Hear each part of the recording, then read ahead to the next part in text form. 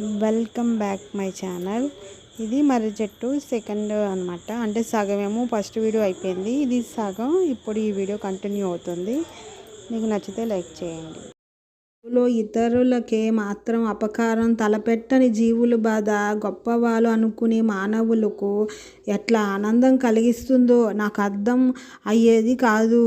ముక్కు మీద వేలు వేసుకొని చూస్తూ ఉండేదాన్ని, ఏమీ చెయ్యలేక అట్లా నిస్సహాయంగా ఉండడానికి ముక్కు మీద వేలేసుకొని ఉండేదాన్ని అని చెప్తుంది. అంటే తను ఆ పక్షుల్ని కాపాడలేక ఏమీ చేయలేకపోతున్నానని మర్రి చెట్టు చెప్పుకుంటుంది. Next paragraph. అటువంటి సమయంలో కింద ఉన్న మనుషులను వాళ్ళు చేస్తున్న ఘోరాపచారాలను తెలియజేసి మందలించాలని అనిపించేది. కానీ మానవులు ఆనాటికే ప్రకృతిలో సహజంగా జీవిస్తున్న ప్రాణికోటి అభిప్రాయాలను అర్థం చేసుకోలేని స్థితికి దిగజారిపోయారు. ఇక వాళ్ళకు చెప్పుకునేది ఎట్లా అంటే వాళ్ళు చాలా దూరం వెళ్ళిపోయారు ప్రకృతి నుంచి అని ఆ మర్రి చెట్టు చెప్పుకుంటుంది. ఇప్పుడు నెక్స్ట్ పారాగ్రాఫ్. ఈ మానవులు నా నీడను కూర్చొని అస్తమానం హక్కుల సంగతి మాట్లాడుకుంటూ ఉండేవారు. అటువంటప్పుడు నా కొమ్మలను ఆశ్రయించుకొని బ్రతుకుతున్న పక్షులను బాధించే హక్కు వీరికి ఎవరిచ్చారో? నా నీడను కూర్చొని కబుర్లు చెప్పుకునే హక్కు వీరికి ఉన్నప్పుడు నా చెట్టు కొమ్మల మీద గూళ్ళు కట్టుకొని నివసించే హక్కు పక్షులకు ఎందుకు లేదు? అసలు ఇంతకీ నా హక్కు మాటేమిటి? నన్ను అడిగే వాళ్ళు నా కింద కూర్చుంటున్నారా అని మర్రి చెట్టు చెప్తుంది. ఆ చెట్టు ఏం చెప్తుందంటే ఆ చెట్టు కింద కూర్చుకొని నాకు ఇంత హక్కు ఉంది, నాకు ఇంత హక్కు ఉందని మాట్లాడుకుంటారంట. అయితే చెట్టు మీద ఉన్న పక్షులని వెళ్ళగొట్టడానికి వీళ్ళకి ఎంత హక్కు ఉంది? ఈ చెట్టు కింద కూర్చోడానికి వీళ్ళకి ఎవరిచ్చారు హక్కు? అసలు ఈ చెట్టుకి ఎంత హక్కు ఉంది? అలాగా చెట్టు చెప్తుంది మనకి. వీళ్ళందరికీ ఎవరిచ్చారు ఇంత హక్కు? వీళ్ళ హక్కుల గురించి మాట్లాడుకుంటున్నారు మానవులు అని. మనుషులు అంతే కదా, వాళ్ళ హక్కుల గురించే మాట్లాడతారు, పక్కన వాళ్ళ హక్కుల గురించి అసలు ఎప్పుడు మాట్లాడరు, అదే జంతువు అయినా చెట్టు అయినా. ఇప్పుడు నెక్స్ట్ పారాగ్రాఫు. అవి రెట్టలు వేస్తున్నావంటారా? నా ఒడిలో కూర్చొని వీళ్ళు ఊసే ఉమ్ములు మాటేమిటి? వాళ్ళు చేసే అనాకారపు పనులను వాళ్ళకు పట్టవు. వీళ్ళు పగలు పెద్ద మనుషులే కానీ రాత్రులు చీకటిలో దూరం వెళ్ళడానికి భయపడి నా చెట్టు పక్కల ఇండ్ల వాళ్ళు నా కింద అందరూ కూర్చొని చోట చేసే కష్మలం సంగతేమిటి? రెట్టను వేసి పక్షుల మీద రాళ్ళు రువ్వుతున్నప్పుడు ఈ సంగతులు వాళ్ళకి జ్ఞాపకం రావు. మర్రి చెట్టు ఏం చెప్తుందంటే రెట్టలు వేస్తున్నారని పక్షుల్ని రాళ్ళతో కొడుతున్నారు కదా, మరి నా చెట్టు కింద కూర్చొని ఉమ్ములూసి ఈ పెద్ద మనుషుల్ని ఏం చేయాలి అని మర్రి చెట్టు చెప్తుంది. అలాగే రాత్రిపూట అంట వీళ్ళు చెంబులు పట్టుకొని చెట్టు చుట్టూ ఉంటారంట. అది విలేజ్లో ఉన్న వాళ్ళకి తెలుస్తుంది. అలాగా అలాంటి వాళ్ళని కూడా వీళ్ళు ఏం చేయాలి అని రావ చెట్టు ప్రశ్నిస్తుంది. Next paragraph. నా కొమ్మల్లో మిగిలిన పక్షులతో పాటు ఒక కాకి కూడా గూడు కట్టుకొని ఉంది. సాధారణంగా కాకులు మిగిలిన పక్షులతో కలిసి ఉండవు. ఎందుకనో ఈ కాకి నా అండ చేరింది. మిగిలిన పక్షులు వల్లే కాకులు మానవ సంపర్కం ఎక్కువగా ఉంటుంది. అవి మానవుల ఇండ్లలో ఎంగిలి తింటూ ఎండబోసిన దొంగలిస్తూ తిరుగుతూ ఉంటివి. అందువల్ల ఆ కాకి మనుషుల లక్షణాలు కొన్ని పట్టుబడేవి. దానికి మనిషికి ఉండే కసి ఉండేది. మనుషులు అనవసరంగా నా మీద గూళ్ళు కట్టుకొని ఉన్న పక్షులను హింసించటం సహించలేక అది ఒక పని మొదలుపెట్టింది. ఏ మనిషి నా కింద కూర్చొని గొప్పగా ఉత్సాహంగా మాట్లాడుతూ ఉంటాడో గురి చూసి అతని మీద రెట్ట వేసేది, ఎగిరిపోయేది. గొప్పగా మాట్లాడుతున్న ఆ వ్యక్తి ముఖం అప్పుడు చూడవలసిందే. అతను కంగారుగా చూసి మిగిలిన మనుషులంతా గుక్కులు పట్టి నవ్వుకునేవారు. ఆ కాకి పనికి నాకు నవ్వు కూడా వచ్చేది అని చెప్తుంది మర్రి చెట్టు. ఆ మర్రి చెట్టు ఏం చెప్తుందంటే తన చెట్టు కింద కూర్చొని బాగా మాట్లాడుకుంటున్న కరెక్ట్ టైం చూసుకొని ఆ కూర్చుని ఉన్న ముఖం మీద వెళ్ళి ఇది కాకి రెట్టేసేదనమాట. అది కాకి రెట్టేయగానే వాళ్ళు ఈ చుట్టుపక్కల మరి ఉంటారు కదా, ఒక్కదే మాట్లాడుకోరు కదా, వాళ్ళంతా గుక్క పట్టి అంటే వాళ్ళు ఆపుకోలేనంతగా నవ్వుకునేవారంట.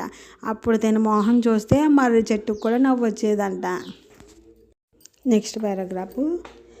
కానీ ఆ కాకి మీద పుట్టిన కసి మానవులు ఇతర పక్షుల మీద తీర్చుకోవడానికి ప్రయత్నించేటప్పుడు నా హృదయం ద్రవించుకుపోయేది. రెట్టవేసిన ఆ కాకి వీళ్ళకి భేదమేమిటి అని ఆలోచించే బుద్ధి అయ్యేది. నన్ను ఆశ్రయించుకున్న పక్షులు మానవుల వల్ల ఈ కష్టాలకే కాదు, ఇంతకంటే భయంకరమైన కష్టాలకు కూడా గురి అవుతుండేవి. అయితే ఈ కష్టాలు నిత్యం జరిగేవి. అయితే అవి ఏటికి కోటికి జరుగుతుండేవి. ఏనాడు మరొకకు రానంత జ్ఞాపకం వస్తే హృదయం ముక్కలైనంత దారుణమైనవి. అంటే చాలా బాధగా కలిగేదంట ఆ మర్రి చెట్టుకి ఆ పక్షులు పడుతున్న కష్టాలను చూసి. Next paragraph. ఒకరోజు పిట్టలు కొట్టేవాడొకడు ఆ పరిసర ప్రాంతాల్లో తిరగడం మేమంతా చూసాం. గాలిని బట్టి అటువంటి వాళ్ళని మేం పసిగట్టగలం. గాలి మాకు నేస్తం.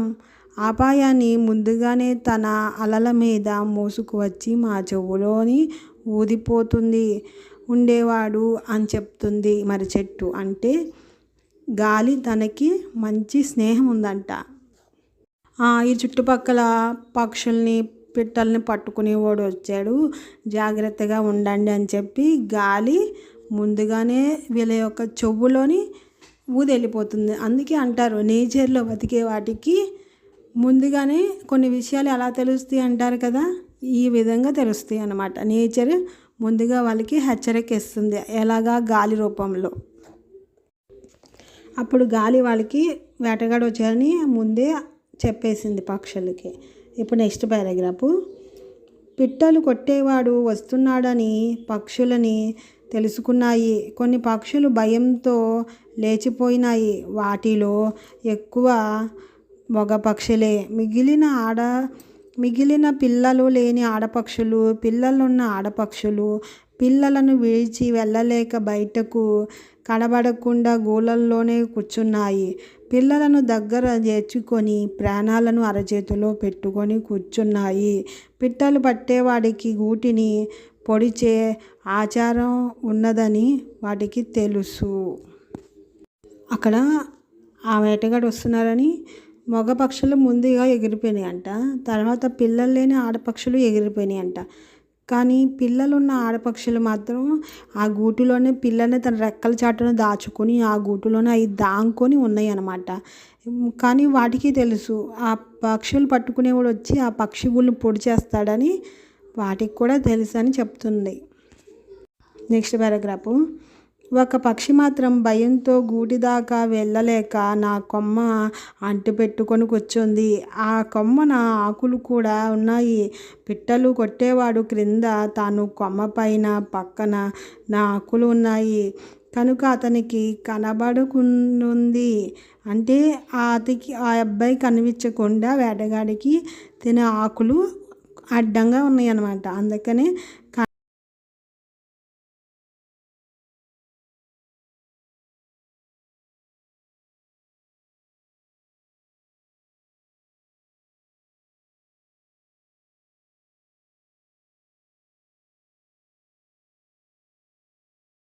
ఉడనే చూశాడు.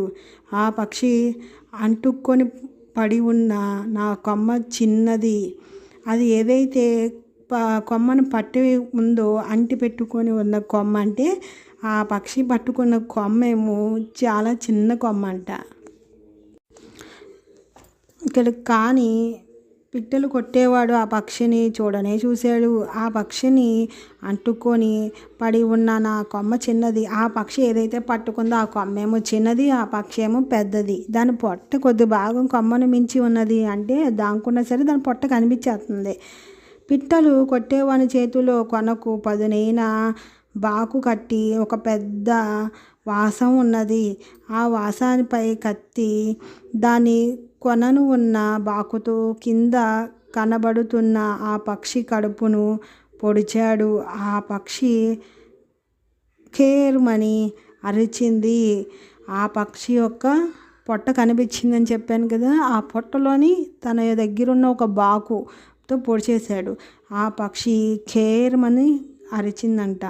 ఆ బాకు దాని కడుపులోకి దిగబడిపోయింది. వాసాన్ని దింపి బాకును నిలిచి ఉన్న పిట్టను వదిలించుకొని సంచిలో వేసుకొని వెళ్ళిపోయాడు ఆ పిట్టలవాడు. Next paragraph. ఇదంతా చూస్తూ నిలబడిపోయాను నేను. ఏం చేయను? ఇతని గొంతు నులమటానికి భగవంతుడు నాకు చేతులు ఇవ్వలేదు. నన్ను నేను పెగలించుకొని అతని మీద పడదామనుకున్నాను. ఆ ప్రయత్నంలోని నేను మరణిస్తే మాత్రమే, కానీ నేను స్పృహలోకి వచ్చేటప్పటికి తను దాటిపోయాడు అని చాలా ఫీల్ అవుతుంది మర్రి చెట్టు. తను ప్రకలించుకొని అంటే ఏరులతో సహా తను బయటకు వచ్చేసి తన మీద పడిపోవాలి అనుకుంది. తనకి కనుక భగవంతుడు చేతులు ఇచ్చుంటే ఆ చేతులతోనే ఆ వేటగాడు, ఆ పక్షిని చంపిన వేటగాడు పీక పిసికేయాలి అనుకుంది. Next paragraph. మానవుల్లో మంచివాళ్ళు లేరని కాదు నా ఉద్దేశం. మంచివాళ్ళు లేకపోతే ఈ లోకంలో ఇంకా ఎందుకు నిలిచి ఉంటుంది? మానవుల్లో ఎక్కువ మంది మంచివాళ్ళే. అయితే వాళ్ళకు మా బోటి వాళ్ళ బాధలను గ్రహించే స్పృహ తగ్గిపోయింది. తాము ఏదో ఒక విధంగా బ్రతకడమే ముఖ్యమైంది. అంటే మంచివాళ్ళు లేరు కాదు నా ఉద్దేశము. అంటే మంచివాళ్ళు ఉన్నారు ఇంకా, కానీ వాళ్ళకి మా లాంటి వాళ్ళ గురించి అంటే మొక్కల గురించి పక్షుల గురించి పట్టించుకునే అంత స్పృహ లేదు, మా మీద శ్రద్ధ లేదు. వాళ్ళ బతుకులయ్యి వాళ్ళు బతుకుతున్నారు అని చెప్తుంది మర్రి చెట్టు. Next paragraph. బతకటానికి ఇన్ని ఘోరాలు చేయాలా? ఇతరుల జీవులను ఇంత నిర్దాక్షిణ్యంగా తమ పొట్టను పెట్టుకోవాలా? ఏ ఆకు దుంప తింటే సరిపోదు. కానీ ఇప్పటి కుర్రవాళ్ళు అలా అనుకున్నట్లు కనబడట్లేదు. అంటే కనపడదు అంటే కనపడటలేదు అని అర్థం. వాళ్ళతో పాటు మాకు ఈ ప్రపంచంలో బ్రతికే హక్కు ఉందని, అందరూ బ్రతికితేనే ఈ ప్రపంచం అందమని వాళ్ళు అనుకున్నట్లు కనపడదు అంటే కనపడట్లేదు అని అర్థం. అంటే అందరం బతికితేనే ఈ ప్రపంచం, పక్షులు, జంతువులు, మానవులు అన్నీ. Next paragraph. ఇది వరకు ఎవరైనా మా మీద రాళ్ళు విసిరితే ఎందుకురా దాంట్లో కొడతావు అనేవారు. తెలియని వాళ్ళు మా కొమ్మలను విరిచేస్తే, పచ్చని చెట్టును విసిరేస్తే పాపం రా అనేవారు. మొక్కలను పీకితే కళ్ళు పోతాయి అనేవారు. ఇప్పటి అటువంటి మాటలు ఎక్కడా వినపడటలేదు. రోజులు అలా మారాయి. మానవుల దృష్టి మారిపోయినది. ఎందుకంటే వారికి పూర్వం గ్రామాల్లోని అక్కడ మొక్కలని పూజించేవారు. మొక్కల్ని ఎవరో పీకినా, కొమ్మలు ఇరిపేసిన పాపం తగులుతుంది, ఈరోజు చేయకూడదు అని బెదిరించి ఆ మొక్కల జోలికి వెళ్లకుండా మొక్కల్ని సంరక్షించేవారు పెద్దవాళ్ళు. కానీ ఇప్పుడు ఈ రోజుల్లో మారినాయి. అంటే ఇప్పుడు మా రోజులన్నీ మారిపోయాయి. ఎప్పుడైనా సరే వెళ్ళడం, కొమ్మలు పీకేయడం, చెట్లు పీకేయడం, నరికేయడం అలాంటి చెడ్డ పనులు చేస్తున్నారని మర్రి చెట్టు చెప్తుంది. ఇటీవల నరసింహలు అనే యువకుడు మా గ్రామ పంచాయతీ ప్రెసిడెంట్ అయ్యాడు. అతనిని నేను చిన్నప్పటి నుంచి ఎరుగుదను. అంటే ఇతను నాకు తెలుసు. నిన్న మొన్నటి వరకు ఆకతాయికంగా తిరుగుతూ ఉండేవాడు. ఈ చెరువులోనే ఈతలు అంటే ఈతలు నీళ్ళల్లో దూకి స్విమ్మింగ్ చేస్తూ ఉండేవాడు. ఈదులాడుతూ ఉండేవాడు. నన్ను ఎక్కేవాడు. కొమ్మలను అనవసరంగా విరిచి పారేస్తూ ఉండేవాడు. గోల చేసి గుళ్ళల్లోని పక్షులు ఏవైతే పక్షులు గూళ్ళు పెట్టుకుంటాయో ఆ గూళ్ళల్లోని పక్షులను బయటకు తోలుతూ ఉండేవాడు. మరి చిన్నప్పుడు బడికి వెళ్ళకుండా పలక పుస్తకాలు పట్టుకొని నా త్వరలోని దాక్కునేవాడు. తన లాంటి వాళ్ళను ఇంకా నలుగురును పోగేసి నా ఊడలను పట్టుకొని ఉయ్యాలను ఊగుతూ ఉండేవాడు అని చెప్తుంది మర్రి చెట్టు. ఆ నరసింహలు ఇప్పుడు పంచాయతీ ప్రెసిడెంట్ అయ్యాడు. అతను ఆ ఉద్యోగంలోకి వచ్చినందుకు నేను చాలా సంతోషించాను. ఎందుకంటే అతను ఎన్ని ఆగతాయి అంటే బాగా అల్లరి చేసేవాడు అని ఆగతాయి పనులు అంటారు. ఆగతాయి పనులు చేసే తనంటే నాకు చాలా ఇష్టం ఉండేది. ప్రెసిడెంట్ అయిన రోజు సాయంకాలమే 10 మంది గ్రామ పెద్దలను వెంట పెట్టుకొని నా దగ్గరికి వచ్చాడు. అప్పుడే గ్రామస్తులు అతనిని సన్మానం చేస్తూ ఉన్నారు. కొత్త బట్టలు ధరించి చూడముచ్చటగా ఉన్నాడు. తనకు గౌరవం పదవి లభించగానే మాకున్న పరిచయాన్ని పురస్కరించుకొని నన్ను చూడటానికి వచ్చాడేమో అనుకొని నేను చాలా సంతోషించాను. ఇప్పుడు తను ప్రెసిడెంట్ అయ్యాడు కదా, ఆ ప్రెసిడెంట్ అయ్యాడని ఆ చెట్టుని పలకరించడానికి వచ్చాడేమోనని ఆ మర్రి చెట్టు చాలా సంతోషించిందంట. Next paragraph. కానీ అతను అందుకు రాలేదు. పంచాయతీ ప్రెసిడెంట్ అవ్వటంతో అతనికి ఈ చెరువు మీద ఈ చెరువు చుట్టూ ఉన్న మా మీద హక్కు ఏర్పడింది. ఆ హక్కు అమలులో పెట్టడానికి వచ్చాడు. పక్కన ఉన్న వానితో ఈ చెట్టుని అనవసరం, వీటి వల్ల చెరువు గట్టు పాడైపోతుంది, చెరువుల్లో నీరు పాడవుతుంది, వీటిని వేలం వేయించి కొట్టివేస్తా, పంచాయతీకి కొంత డబ్బు కూడా వస్తుంది, అంతగా అవసరం అనుకుంటే చిన్న పార్కు వంటిది వేయించుకోవచ్చు, సర్వే చెట్లు వేయిస్తే త్వరగా అక్కురకు వస్తాయి, అమ్ముకుంటే ధర బాగా పలుకుతుంది అన్నాడు. అంతా నిజమేనేంటి? నిజమే అన్నారు. అతని అభ్యుదయ అంటే తను ఏదైతే చెప్పాడో దాని అభ్యుదయ పతంకు జోహార్లు అర్పించారు. ఓహో, మీరు చెప్పిందే మేము చేస్తాం, మీరు చెప్పిన దానికి జోహార్లు అని అందరూ తలాడించారు అని మర్రి చెట్టు చెప్తుంది. Next paragraph. అతని మాటలు వింటే నాకు గుండె చెరువయ్యింది. చావటానికి భయపడి కాదు, చావంటే మా జాతికి భయమే లేదు. నా గుండె చెరువైంది అతని నిర్లక్ష్యానికి. మా ఉద్దేశాలను మేము మానవులకెళ్ళే పైకి చెప్పుకోలేము. అంటే మానవులు తన యొక్క ఫీలింగ్స్ బయటకు చెప్పుకుంటారు, మేము అట్లా చెప్పుకోలేము అంటుంది మర్రి చెట్టు. మాకు ప్రాణం అనేది ఉంటుందని నాతో ఇంత పరిచయం ఉన్న అతనికి తట్టకపోవటం నాకు ఆశ్చర్యం వేసింది. నా చుట్టూ తిరుగుతూ ఆడుకునేవాడే అయ్యో నాకు కూడా ప్రాణం ఉంటుందని తనకి ఎందుకు తెలియలేదు అని తనకి చాలా ఆశ్చర్యం వేసిందంట. మాకు ప్రారంభం లేకపోతే మేము ఎలా పెరుగుతున్నాం అనుకున్నారు?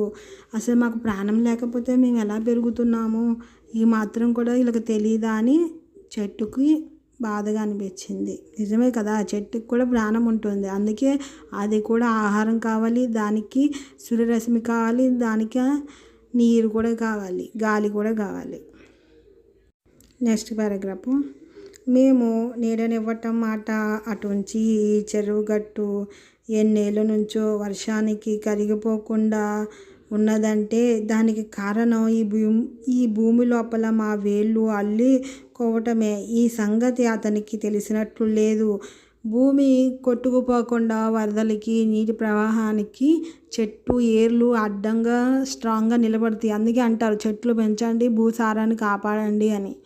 చెట్లు భూసారం ఎలా కాపాడుతాయి అంటే వాటి వేరులతోని ఆ నీటి ప్రవాహానికి మట్టి కొట్టుకుపోకుండా గట్టిగా స్ట్రాంగ్గా పట్టుంచుతాయి. అదే చెప్తుంది ఇక్కడ మర్రి చెట్టు. ఈ సంగతి అతనికి తెలిసినట్టు లేదు.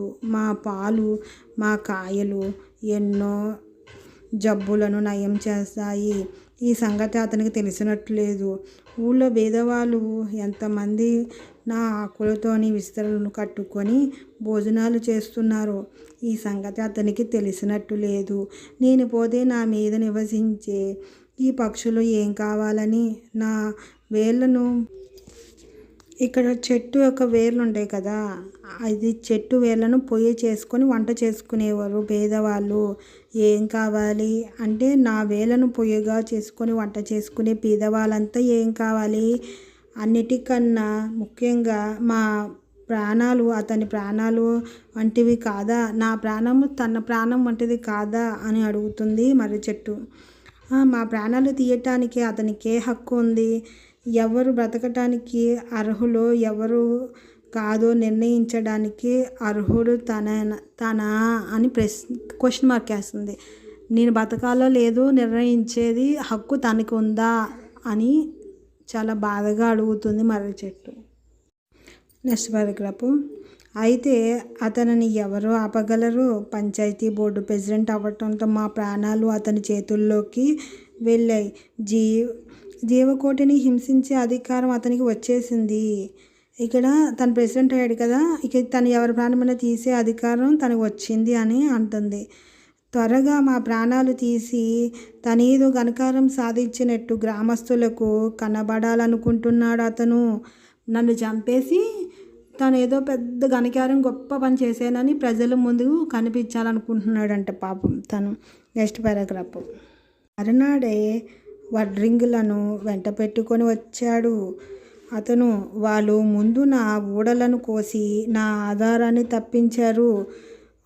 అంటే తన ఊడలు కోసేస్తే అవి భూమికును చెట్టుకి సంబంధం ఉంటాయి. భూమిలోంచి నీరు అవన్నీ పైకి వెళ్ళేలాగా ఊడలకి మనకి నరాలు అలాగా.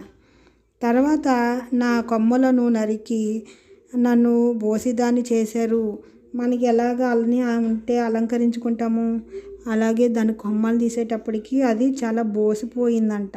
తర్వాత నన్ను మొదట్లో కోసి వేశారు. దాని యొక్క మొదలు ఏదైతే కింద నేలకి అడుగు భాగాన్ని ఉంటుందో దాన్ని మొదలు అంటారు. ఆ మొదల్ని కోసివేశారు.